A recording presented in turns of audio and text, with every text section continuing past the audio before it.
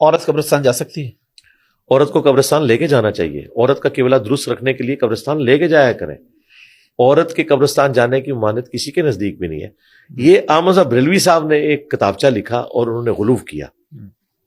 انہوں نے کہا کہ عورت قبرستان نہیں جا سکتی، مزارات پہ نہ جائے. مزارات پہ تو مردوں کو بھی نہیں جانا چاہیے، قبرستان عورت جا سکتی ہے. صحیح مسلم میں حدیث ہے، نبی الاسلام نے فرمایا میں نے تمہیں قبروں پہ جانے سے منع کیا تھا، اب میں تمہیں حکم دیتا ہوں کہ قبروں پہ جاؤ، کیونکہ یہ دنیا سے بے رغبتی دلاتی ہیں، آخرت کی یاد دلاتی ہیں. نبی الاسلام نے حکم دیا ہے کہ قبروں پہ جانا ہے. اچھا، امام ترمذی ایک حدیث لے کے آئے کہ نبی الاسلام نے ان عورتوں پہ لعنت فرمائی ہے جو کثرت سے قبروں کی زیارت کرتی ہیں. زوار القبور کے الفاظ ہیں. پھر امام ترمذی نے 7 کامنٹس کیے ہیں. وہ کہتے ہیں اس حدیث میں ان عورتوں کی مذمت ہے جو کثرت سے قبرستان جاتی ہیں، کبھی کبھار والوں کی نہیں. یا یہ حدیث منسوخ ہے اس حدیث کی وجہ سے جو مسلم شریف میں بھی ہے اور ترمذی میں بھی، کہ میں تمہیں حکم دیتا ہوں کہ قبروں پہ جاؤ تاکہ آخرت کی یاد آئے. اس سے بھی بڑھ کر مسلم شریف میں حدیث ہے، اما عائشہ کہتی ہیں سلام اللہ علیہا، ایک رات میری آنکھ کھلی تو نبی الاسلام بستر پہ نہیں تھے. میں اٹھی اور نبی الاسلام کی تلاش میں نکلی. میں نے دیکھا کہ آپ بقیع غرقد قبرستان گئے ہیں. وہ قبرستان پیچھے پہنچ گئی اور وہ کہتی ہے میں نے نبی الاسلام کو دیکھا، آپ نے 3 دفعہ یوں ہاتھ اٹھا کے دعا کی. وہ کہتی ہے میں دور سے دیکھ رہی تھی، میں بھاگتی ہوئی واپس آئی، اپنے بستر پہ لیٹ گئی تاکہ حضور کو نہ پتا چلے کہ میں پیچھے جاسوسی کر رہی تھی. وہ کہتی ہیں کہ میرا سانس تو بھولا ہوا تھا. نبی الاسلام واپس آئے تو آپ نے کہا کہ عائشہ تم میرے پیچھے آئی تھی. کہا یا رسول اللہ. آپ نے فرمایا کہ تم نے گمان کیا کہ اللہ اور اس کا رسول خیانت کریں گے، یعنی میں کسی اور بیوی کے پاس چلا گیا ہوں. انہوں نے کہا یا رسول اللہ میں نے یہی گمان کیا تھا.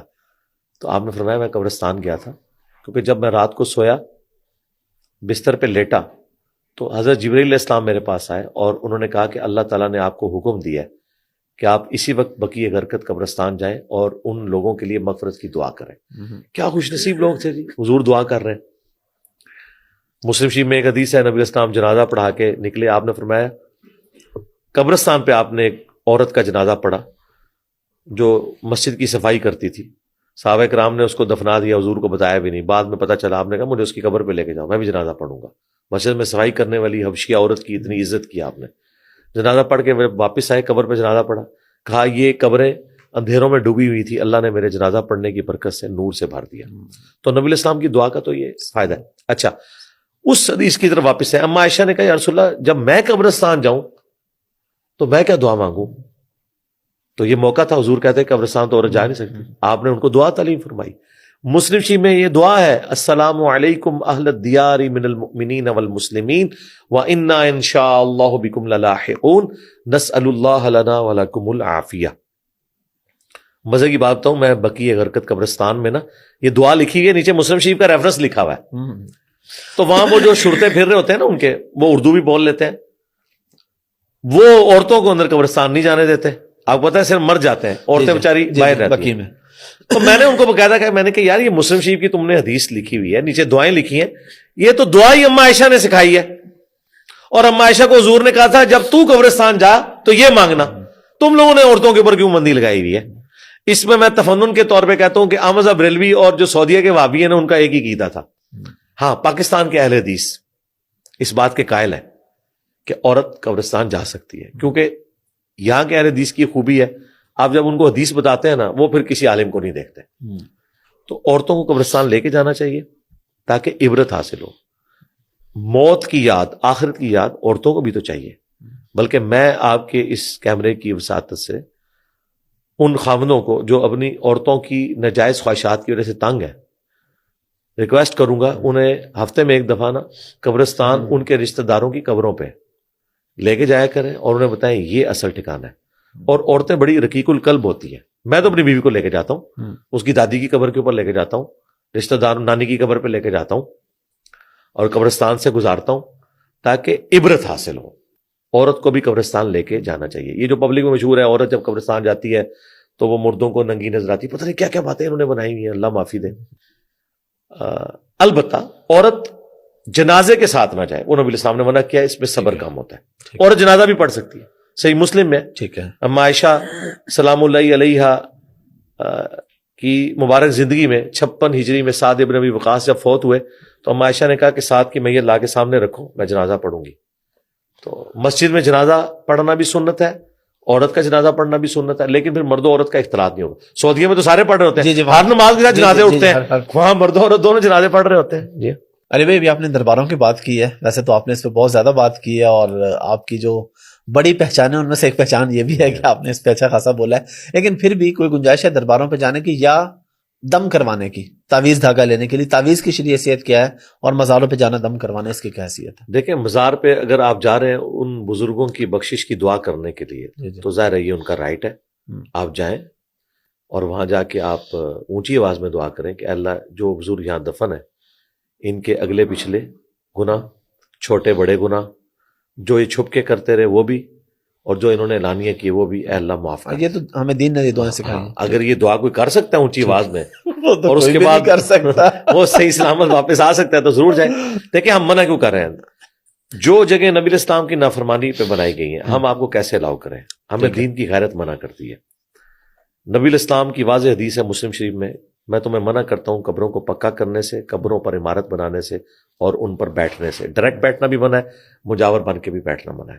مسلم شریف میں ایک اور حدیث ہے، ابو حیاج اسدی تابعی کہتے ہیں کہ سیدنا علی نے اپنے دور خلافت میں مجھ سے فرمایا کہ اے ابو حیاج، میں تمہیں اسی کام پہ مامور نہ کروں جو نبی الاسلام نے میری ڈیوٹی لگائی تھی، کہ میں کوئی اونچی قبر دیکھوں تو اسے زمین کے برابر کر دوں، اور کوئی تصویر دیکھوں جو عبادت کی غرض سے، تعظیم کی غرض سے بنائی گئی ہے اسے مٹا دوں. اس پہ ہمارے جو صوفی حضرات ہیں وہ کہتے ہیں کہ جی یہ کافروں کی قبروں کا ذکر تھا، حالانکہ امام مسلم نے اس کے ساتھ ہی ایک اور حدیث ذکر کی ہے کہ روڈس کی جنگ کے دوران رومن امپائر کے خلاف عبادہ ابن صامت صحابی تھے،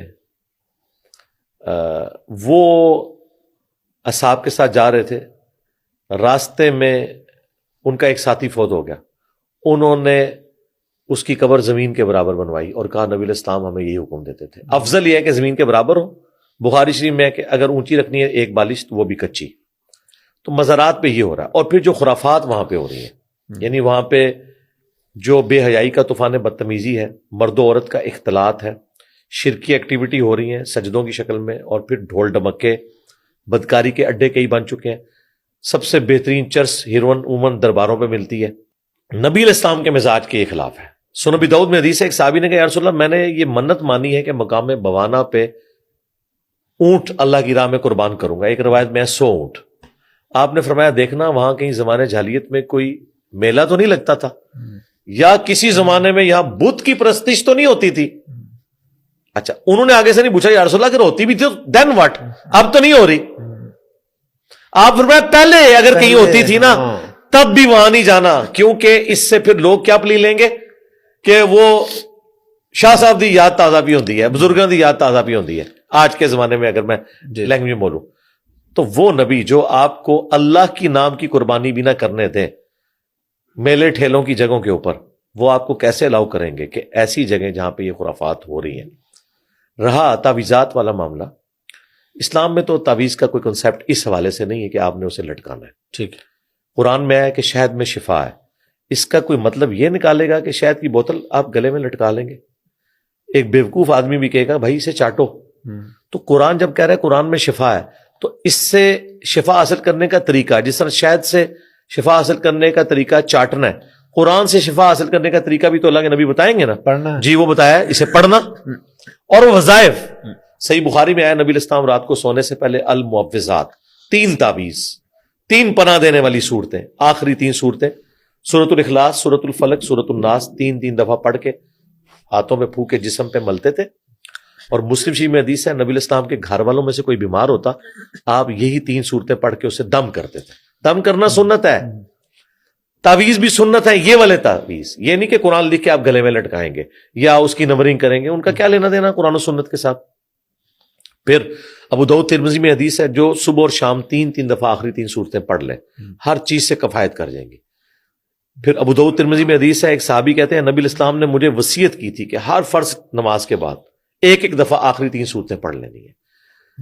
ترمذی میں ایک رکت انگیز حدیث ہے جو سنن صحیح الکبریٰ میں ہے کہ نبی علیہ السلام پہ جب یہ آخری 2 صورتیں نازل ہوئی نا پلس سورہ اخلاص، تو پھر آپ علیہ السلام نے باقی دعائیں چھوڑ دی تھی، آپ صرف انہی کو لیا کرتے تھے کہ یہ ہر ایک چیز سے کفایت کرتی ہیں۔